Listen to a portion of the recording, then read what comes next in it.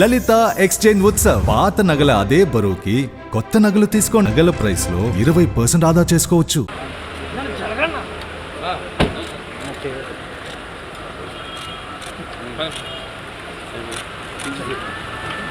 ఇప్పుడే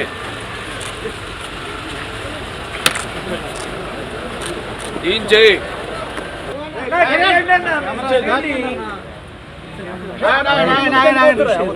అజయ్ ఎవరు మధ్యన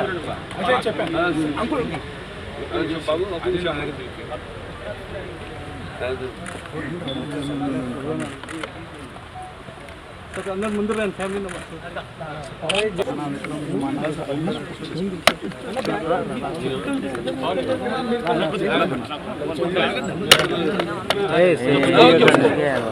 సెల్ఫీలు దిగకండి.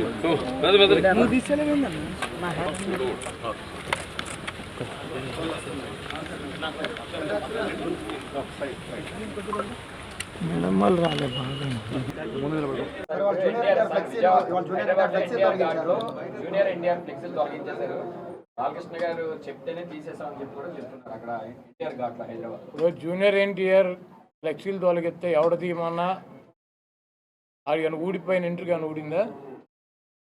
వాళ్ళ నీచమైన బుద్ధి. ఎన్టీ రామారావు పేరు చెప్పి భజన చేసుకునేటువంటి కుటుంబ సభ్యులు ఎన్టీ రామారావుని పెద్ద ఎన్టీఆర్నేమో చంద్రబాబు కోసం దించారు.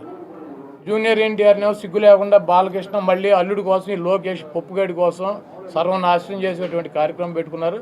ఇటువంటి బాలకృష్ణలో ఇటువంటి చంద్రబాబు నాయుడు 1000 మంది వచ్చినా కూడా జూనియర్ ఎన్టీఆర్ ఊడిపోయినటువంటి ఇంటర్ కూడా పేర్లేరు. వచ్చే ఎన్నికల్లో కొడాల నానికి డిపాజిట్లు కూడా రావు అని చెప్పేసి టీడీపీ నేతలు ఇవాళ సభ ద్వారా మేము ప్రూవ్ చేస్తామని చెప్పి టీడీపీ నేతలు. చంద్రబాబు 2014 ఎన్నికల ముందు 3 సభలు పెట్టాడు గుడివాళ్ళు. అప్పుడు కూడా ఏ సొల్లు కబుర్లు. కాకపోతే పోటీ చేసే అభ్యర్థులు మారారు, వచ్చి ప్రగల్భాలు చెప్పే సొల్లుగాళ్ళు మారారు. 2019 ఎన్నికల్లో కూడా కొడాల నానికి డిపాజిట్ లేకుండా చేస్తానని 3 మీటింగులు పెట్టి ఇటువంటి సొల్లు కబుర్లు, ఈ సొల్లు నా కొడుకులు సొల్లు పోరానని చెప్పారు. మళ్ళీ 2024 వచ్చింది, మళ్ళీ అభ్యర్థులు మారారు, మళ్ళీ మాట్లాడేవాళ్ళు మారారు.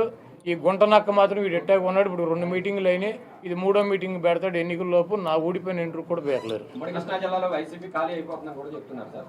జాయినింగ్స్ వరుసగా ఉన్నాయి, ఎక్కడ పెట్టుకోవాలో కూడా మాకు తెలియట్లేదు. ఎక్కడో ఒకటి పెట్టుకోమనండి. బాబు కొడుకులు 2 పుస్తకాలు పెట్టుకుంటారు కదా, ఎర్ర బుక్కులు, అక్కడ పెట్టుకోమనండి. బాబు కొడుకులు ఎర్ర బుక్కునే చించి తోసుకోమని చెప్పి కదా, వీళ్ళని కూడా ఎక్కడో చోట తోసుకోమని చెప్పండి. జన సమీకరణ రాకుండా పోలీసులు అడ్డుకుంటున్నారు అని చెప్పి. అసలు చంద్రబాబు గుడివాళ్ళు ఎవడొస్తాడు?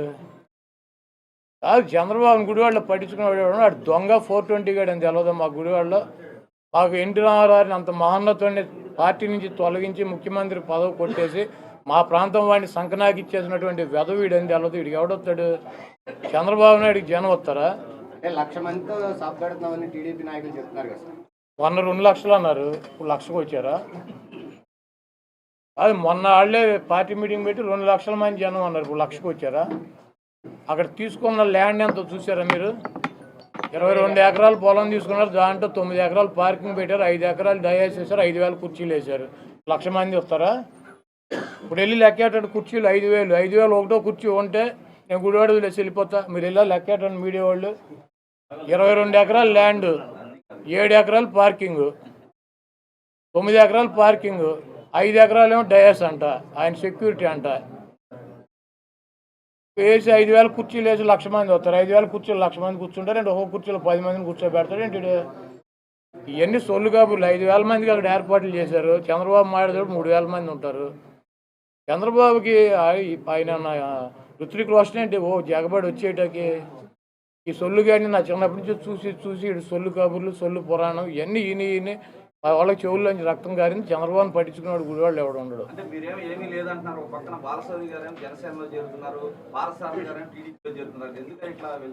జగన్మోహన్ రెడ్డి గారు నిన్ను టీవీలో, నువ్వే టీవీ ఎన్టీవీ, నిన్ను తీసేస్తే నువ్వు ఎక్కడ చేరుతావు? ఏదో ఛానల్ చేరవా? ఇంటికాడ కూర్చుంటావా? ఆయన వేరే చోటుకి వెళ్ళమని వెళ్ళారు, ఆయన చెబుతున్నాడు కదా. ఎవరు వెళ్ళారు? ఎవరు వెళ్ళింది? ఎవరు? నేను కూడా వెళ్ళా. ఎందుకన్నా మనందరం కలిసి ఉన్నాం కదా, కలిసి ప్రయాణం చేద్దామని చెప్పి. అవునయ్యా, ఆయన తీసేసాడు, మేము ఉండమని అడుగుతాం. పీకేసేది మేం కాదు కదా. కలిసి ఉందాము అన్ని చోట్ల, ఇప్పుడు దాకా కలిసి ఉన్నాం కదా, కలిసి ఉందాం, తొందరపాటు మాకని చోటాకి వెళ్తాం. మరి ఎవరు వెళ్తారు? అది ఎవరు వెళ్తారు? జగన్మోహన్ రెడ్డి గారు సీట్ ఇస్తానంటే నాకు వద్దు, జనసేన తెలుగుదేశం మాది తెలదు, ఏ పార్టీకి వస్తే సీట్ ఆ పార్టీలో చేరుతామని చెప్పి వెళ్ళేవాళ్ళు ఎవడు ఉన్నాడా? అది జగన్మోహన్ రెడ్డి గారు పీకేసిన వాళ్ళు తప్పించి, పక్కన పెట్టిన వాళ్ళు తప్పించి ఎవరు వెళ్ళారు చెప్పండి, వాడి పేరు చెప్పండి. జగన్మోహన్ రెడ్డి గారు నేను సీట్ ఇవ్వను, నీకు బాగాలేదు అని చెప్పిన వాళ్ళు తప్పించి ఎవరు వెళ్ళారు చెప్పండి, వాడి పేరు చెప్పండి. లేదు మాకు చంద్రబాబు దగ్గరికి వెళ్తామని చెప్పి వెళ్ళినాడు ఎవడు, ఒకటి పేరు చెప్పండి. పీకేసిన వాళ్ళు ఇప్పుడు మిమ్మల్ని ఒక ఛానల్లో పీకేస్తే ఇంకో ఛానల్కి వెళ్ళరా? ఉద్యోగం మానేసి ఇంటికాడ కూర్చుంటారా?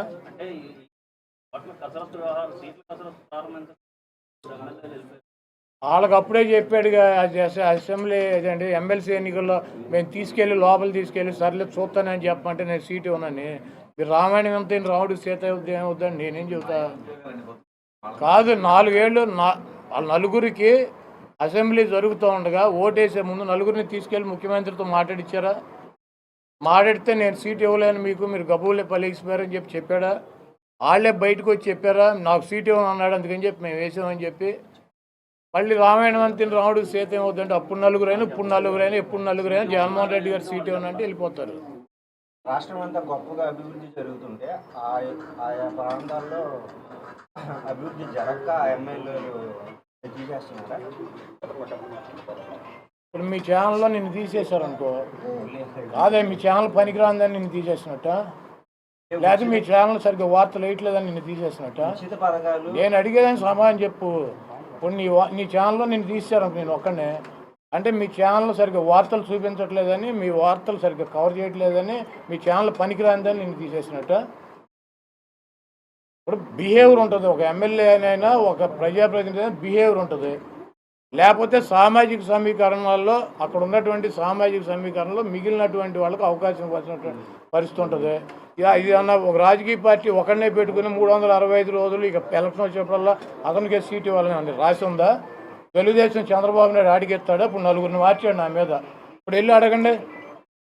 అదే ఇప్పుడు నేను 4వ వాడి మీద పోటీ చేస్తాను, వెళ్ళి అడగండి.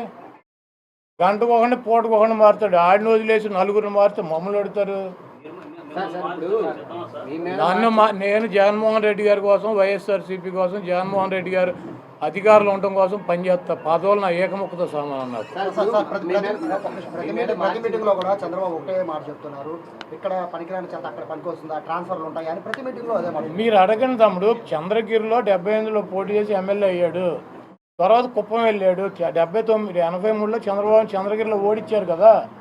ఇంతవరకు చంద్రగిరిలో చంద్రబాబు నాయుడు ముఖ్యమంత్రి అయినాక అతని సొంత నియోజకవర్గంలో 5 సార్లు ఎన్నికలు జరిగితే ఒక్కసారి కూడా ఎమ్మెల్యే గెలవలేదు కదా తెలుగుదేశం పార్టీ.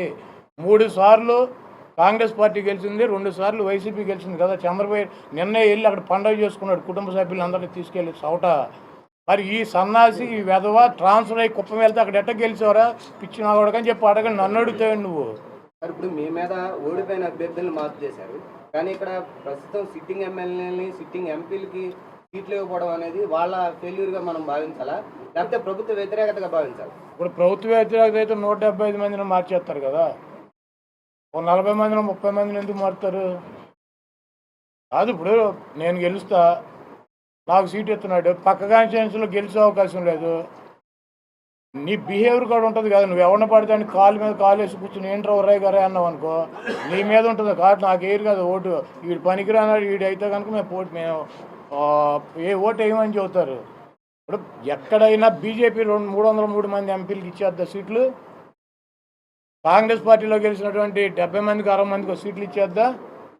చంద్రబాబు రేపు అందరూ గెలిచిన వాళ్ళందరికి ఇచ్చేసాడా?